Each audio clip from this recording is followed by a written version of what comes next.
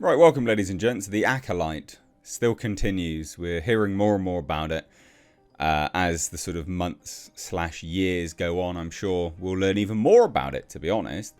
Today's video, we're going to be looking at a interview with Disney executives, Disney bosses, and they reveal exactly why they cancelled The Acolyte, which should put a lot of rumours to bed. A lot of die-hard Acolyte fans coping on Twitter and in YouTube comments. This is from the horse's mouth. It's definitive. I can actually believe it. So it's interesting. But yeah, they do finally reveal why it was cancelled. So hit subscribe if you're new here, folks. And also, well, hit subscribe if you're a returning viewer as well that is not subscribed. But that'd be fantastic if you do. Let's dive into it, shall we? So this is an interview with the Vulture. It's quite a wide-ranging interview. So, like I said, it's quite a wide-ranging interview. It's with these two individuals here. Quite big, high up at Disney. It's Dana Walden and Alan Bergman. So they are Disney bosses. They are big head honchos at Disney. And this whole article or interview is subscribers were overwhelmed how Disney finally made its streaming business profitable. So this is all about Disney Plus becoming a profitable venture for Disney. That's the sole purpose of this article. We'll get to the Acolyte stuff first because there is some other bits and pieces that I want to address in here which I think are quite interesting. But obviously you came for the Acolyte stuff, right? And I think that's the important thing. And we'll get to the other bits and pieces as we go through it. But it is, again, quite interesting. It's, yeah, they do go on to reveal some stuff, which is like, oh, okay, yeah, good. And some stuff is just kind of comical, to be honest. So we'll scroll all the way through down here. It's kind of tucked away. It's hidden, as it were. And we get to this here. So this question here says, staying on the franchise front, let's talk Star Wars. It feels like it's had a bumpier road of late compared to Marvel. You think? Although, Marvel hasn't had a bumpy road of late because they've not been putting anything out. Right? They barely put anything out. And if you think about it, actually, The Marvels was the last movie aside from Deadpool and Wolverine that they put out. And that was a disaster. Like that was an actual disaster. So, The Acolyte had many strong reviews and did well in the ratings its first week out, but you ultimately opted against the second season. Why didn't you move forward? And can you offer any hints as to how Skeleton Crew is doing or its future? So, Bergman. As it relates to Acolyte, we were happy with our performance. Okay. That's cope, because wait until what they say next. But it wasn't where we needed it to be. You can't on one hand be happy with its performance and then say it wasn't where it needed to be given the cost structure of the title. Investment, return. You can't say we were happy with its performance. The performance was bang on. It was great. We were happy with it. But it wasn't where it needed to be. Obviously, you're not happy with it at that point then. Those two things cancel one another out. You pleb. But then it just says, quite frankly, to go and make a season 2. So that's the reason why we didn't do that. Now, this is it. Performance. No one watched it. So when people cope on Twitter, people cope in the comments and they're like, oh, but it was a success, you know, loads of people were watching it. Oh, there's like so many people signing this shitty petition, blah, blah, blah, blah. No, mate. No. It was a disaster. It was an absolute disaster. Genuinely a disaster.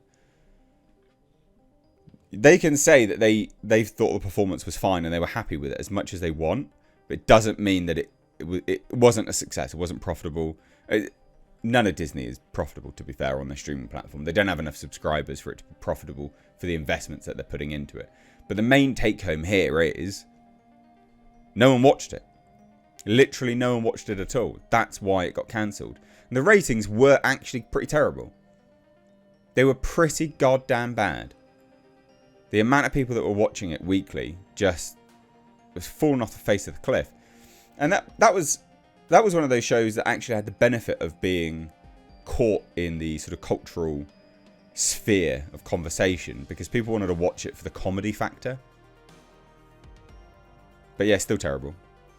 And then they just make some quick comments here about, well, Skeleton Crew's in process, so we'll see, because it's obviously done not really as it's sort of been out there, I guess. And they do say this, what about the broader franchise? That's it for the Acolyte, by the way. So if you came just for the Acolyte, see ya, bye. But there are some other interesting stuff I think we'll get to in here, just if you humour me and stay around.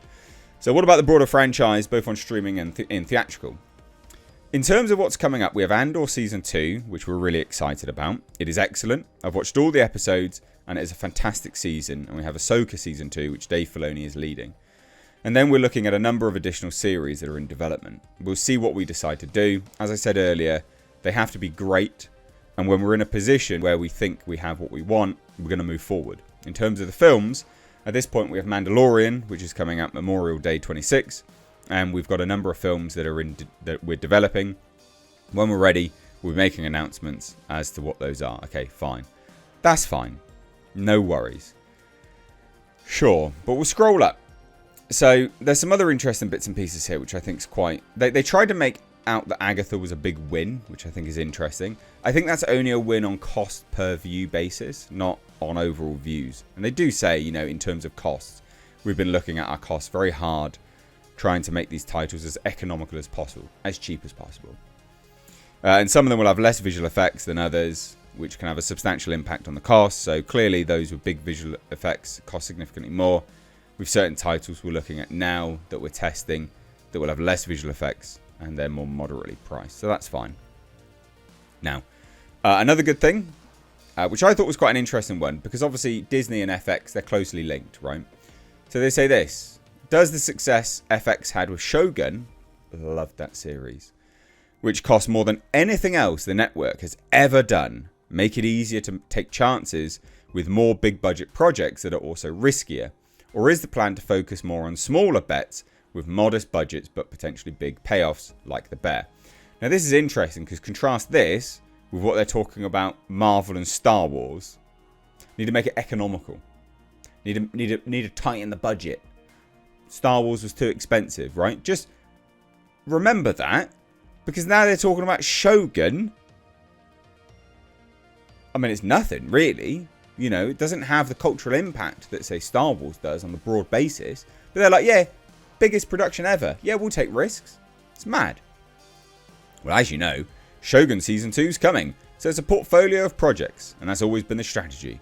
That's certainly what we're trying to achieve on the general entertainment side overall, which is we're producing shows like Shogun or Nine Perfect Strangers or Where Handmaid's Tale is right now, and we're also doing The Secret Lives of Mormon Wives and a series of highly successful documentary series, and that's our job, which is to fill a steady pipeline of content at a variety of different price points.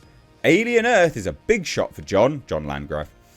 And I've actually seen the first 3 episodes. It's excellent and it feels huge. And we're grateful to Alan and his side for letting us engage with that IP. But if you're going to trust one person in one team with beloved IP, I would say John's about as good a bet as any. So we're going to continue taking shots at all levels.